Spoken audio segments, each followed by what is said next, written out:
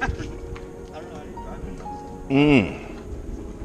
I connected to the whole thing. The what, man?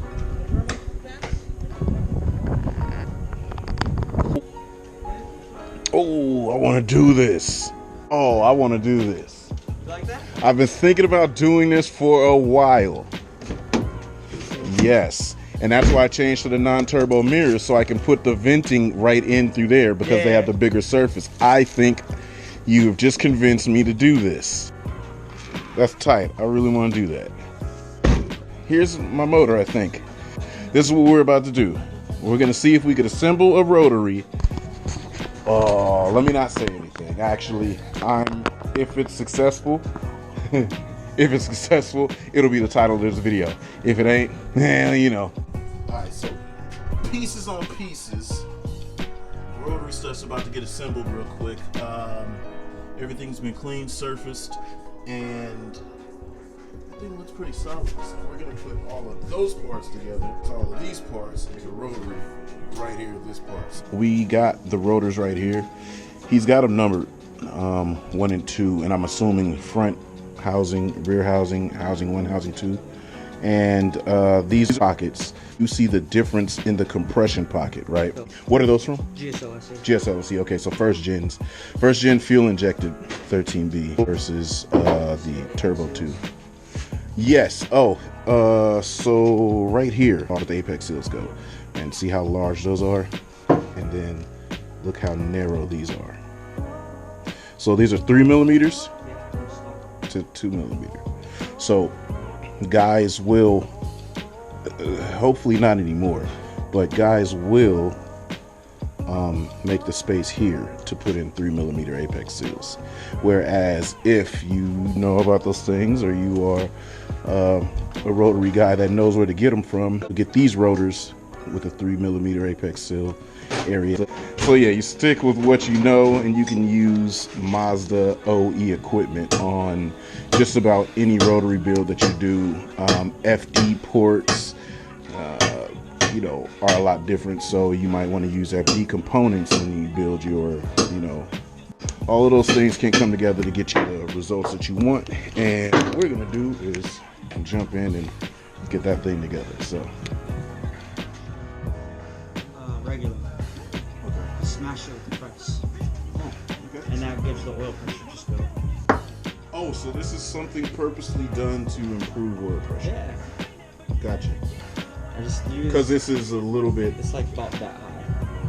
Oh, And nice. and you smash it. So now I just use this Puerto Rican something this thing. So there's up to a certain point, or you just do it until it gets tight? It's a stop. You got it. Okay, yeah. That's all it goes. Anything more than that, you're smashing it. And so you just did that and improves oil pressure. Yep.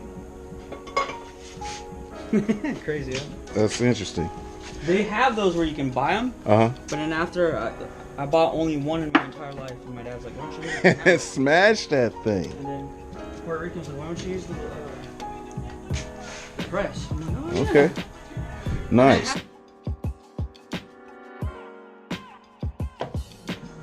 don't put a lot, but I put in RTV pretty much in everything. Uh huh. But none of my cars leak oil. Yeah.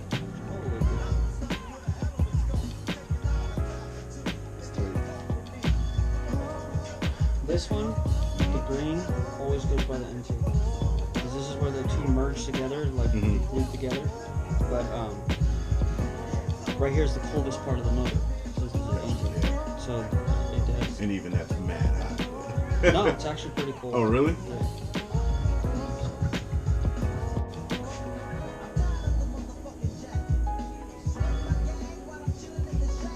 This will be the front of it.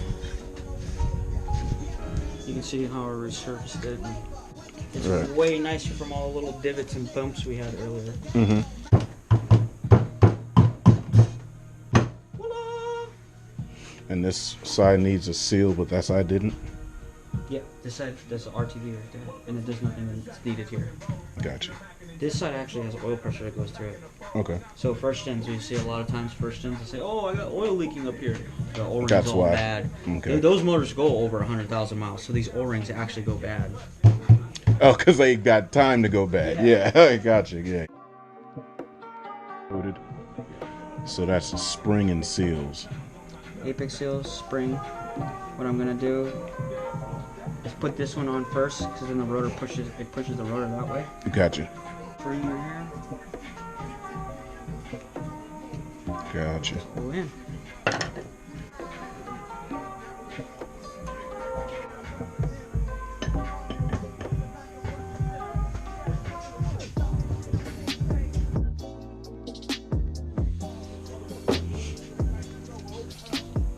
So now you can see. Yo, so when guys are talking about Bridgeport and all those ports, that's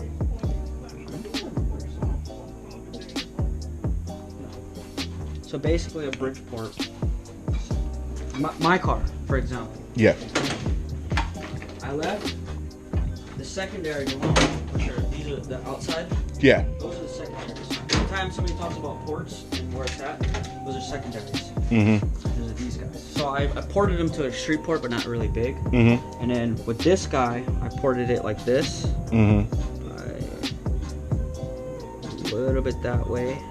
So after porting for so long, you can see the lines and where the seals actually go. Right. So I ported it like this.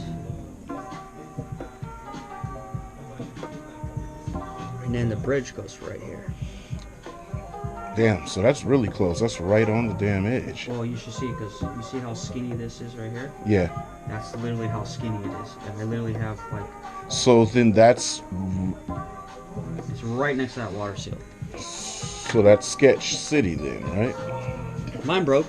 Okay. Never gave me any problems. Never overheated. Oh, it broke, but you still were running it. This piece broke off, and actually the piece of the water seal was getting sucked in. It was like, it was ovaled inside, but it's been running like that for 3 years. Wow. Yeah, it was funny. I just left it. But when I built Jenkins motor, I changed it. Gotcha. I was like, oh, it's broken. And then I gave it a little bit more metal, and I didn't make the bridge as vicious. But the bridge, in all reality, with this kind of setup, it doesn't do anything. Oh, really? It's just all for brat. In a sense, it's not drift.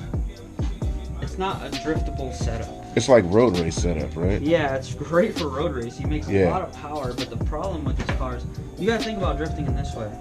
The faster you get the wheels to spin, the better, right? Yeah. His car is, all of that's out the window. Like, his car is semi-perf, so he has a hole on the rotor housing. That's why it's it's so crazy. But he just lost so much bottom end. Yes. Yeah, I've noticed that. You can bottom end out the window. You gotta wait till like 5,000 RPM before you can actually go anywhere. So they're that dull down low. Well, the semi-perf, yes. That's bad. So that's why those dudes are always banging limiter and shit. Yeah, because that's where they have power. You try to shift to the next gear, and yeah. that's all you got. That's how my old setup was with the purple car. It was dope. It was fast. Even now, it's like, dude, your car's hella fast. But to get the power band where you needed when drifting, it was useless. Yeah. What we're looking at right here, two dyno charts from one turbo to another. One is stock turbo, and one is GT30 or 35. Okay. So 35 is up top. The motor was built and ported the same exact way on both. No, this is a street port. This is a half bridge, but this one had bigger ports in a sense. Yeah. Okay. So now what we're looking at is the torque number. That's really the only important thing for me. 251.94 and then 265.88. Now if we look at where the cars are hitting, let's just say about the same place. 4,500 RPMs, that's pretty high. 4,500 RPMs here for torque, you're up at 250 pound-feet of torque. You only made 2 pound-feet of torque over further from 4,500 RPM. Then you look at this one, and it's only got 170 pound-feet of torque at 4.5. This car is gonna fucking rip. I mean, this is gonna rip too, but this is an explosion later on. This one's gonna jam because that's a lot of usable power. So even though I've never really showed you guys my dyno, just imagine my dyno is in the same vicinity, but power comes on for me at about 20 500 RPM, and it goes all the way out to 8 grand. So this is the way that you really want to build rotaries to have fun. It's really not about the peak power, because peak power is great if I'm going to show you a piece of paper, but if I take the car out and I drive the car and then I'm not having the best of time keeping up with some of the regular cars out there, who cares about that peak number? But this is a really good comparison to show, because all of my dyno files are on a laptop, so that's dope.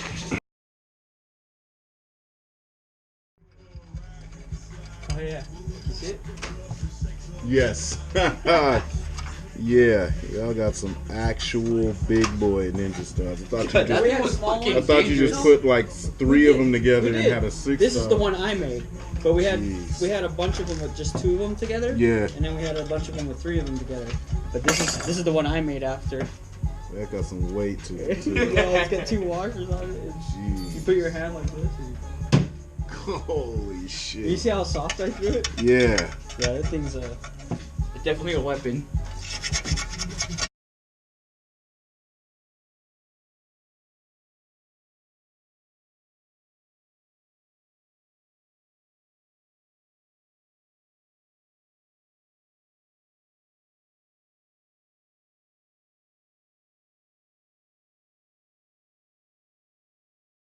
All right, and there we go in all her glory. This is our new completed motor for the Vert. I'm just gonna change the plugs while it's out. Oil filter, all of that little basic shit. This car is ready to rock, so when I do get an opportunity, I'm gonna put it back together, put all the components together, get all that stuff ready to rock and get it ready to drop in, because when we go and drop it in, we're gonna drop it in, try to get it all set up and tuned properly to go do his thing. Because what Jeff does is he messes with the mass airflow, so we adjust that a little bit and the car does its thing. We did it to my last mass airflow. This is a new mass airflow we got on the car now, so we'll just have to adjust that one. But other than that, total complete rotary. This is definitely a fresh start for the Vert. Bringing the car back to the channel. I know it's been very, very absent since I started on my last channel back in like 2016. We'll let the RTV drive for a couple of days. That'll be a good proper hard seal, and we're out here. Alright, so that's it. Motor's assembled. We've got the motor there in the back. I'm gonna bring it home. I'm gonna clean up the other components that need to be cleaned, and we're going to assemble it and put it all together and get it prepped and ready to be dropped in. Then at that point, Jeff's coming over and he's gonna go ahead and slam the motor in and do every little bit that he sees fit. I've got to get the oil metering block off plates, and that's really the only other thing I gotta purchase. I didn't show everything because he has certain tricks of the trade that he likes to deal with, and that's his thing. And Rotary guys are, you know, they're kind of like that. Not every one of the cars that are built, they don't do them all exactly the same. You go to this guy, he has his own set of things that he likes to do. You go to this guy, he has his own set of things that he likes to do. So I don't want to show everything and anything that he does that's niche to him. So either way it goes, you know, you get people in comments and on Facebook and they say, oh, well, why do you do this and that? Why? Some things I'm just cutting out because I don't want to hear that shit. If I go to another person or have a different guy do something, then another group of people are going to say, oh, well, why he do this and he do that? Fuck all that. I don't want to hear that. So there's a few things that I did cut out that you didn't get to see all the stuff, but just know everything is together. It's nerd shit. It's Rotary nerd shit, right? And it was cool to be a part of the process from beginning to end. So we've got this thing built and it's time to have some fun with it. So anyway, man, thank you for joining the vlog. I'm gonna get y'all 2 up, 2 down, and come check us out on another event. My phone's ringing and it might be time for me to try to meet my wife somewhere or whatever. Nope, who's that? I don't know. Fuck you. All right, yep, I'm gone.